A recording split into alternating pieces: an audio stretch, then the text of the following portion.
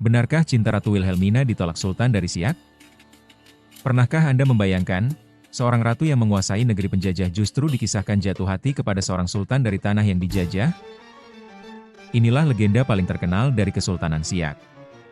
Adalah Ratu Wilhelmina, penguasa kerajaan Belanda sejak tahun 1890 hingga 1948. Di bawah pemerintahannya, Belanda melewati Perang Dunia Pertama, Perang Dunia Kedua, dan masih menguasai Hindia Belanda selama puluhan tahun. Ia dikenal sebagai bangsawan yang berwibawa, dan memiliki pengaruh besar di Eropa. Sementara itu, di seberang lautan, berdirilah Sultan Syarif Qasim II, Sultan terakhir Kesultanan Siak Sri Indrapura. Naik tahta pada usia 21 tahun, ia dikenal berpendidikan, fasih bergaul dengan pejabat kolonial, tetapi tetap teguh memegang nilai Islam dan martabat kerajaannya. Kelak, ia dikenang sebagai pahlawan nasional, karena menyumbangkan nyaris semua kekayaannya untuk mendukung berdirinya Republik Indonesia. Menurut kisah yang berkembang di Siak, pesona dan kewibawaan Sultan Syarif Qasim II, membuat Ratu Wilhelmina menaruh perhatian khusus kepadanya.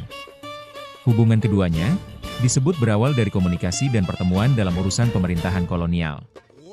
Dari sanalah muncul cerita bahwa sang ratu ingin menjalin hubungan yang lebih dekat dengan sang sultan. Namun, kisah itu tidak pernah berlanjut lebih jauh, karena konon, Sultan Syarif Qasim II menolak secara halus. Alasan yang paling sering diceritakan, adalah karena perbedaan agama, serta prinsip hidup sang sultan dengan sang ratu Belanda.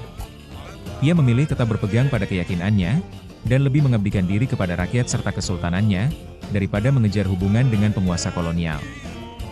Pada akhirnya, Ratu Wilhelmina kemudian menjalani hidupnya sebagai pemimpin Belanda, hingga turun tahta pada tahun 1948.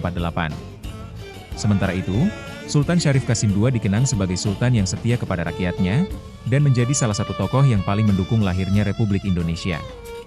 Meski kebenaran kisah cinta ini masih diperdebatkan para sejarawan karena minimnya bukti tertulis, cerita tersebut tetap menjadi legenda paling terkenal dari Istana Siak, sebagai simbol bahwa ada prinsip yang dianggap lebih berharga daripada kekuasaan, kemewahan, bahkan cinta.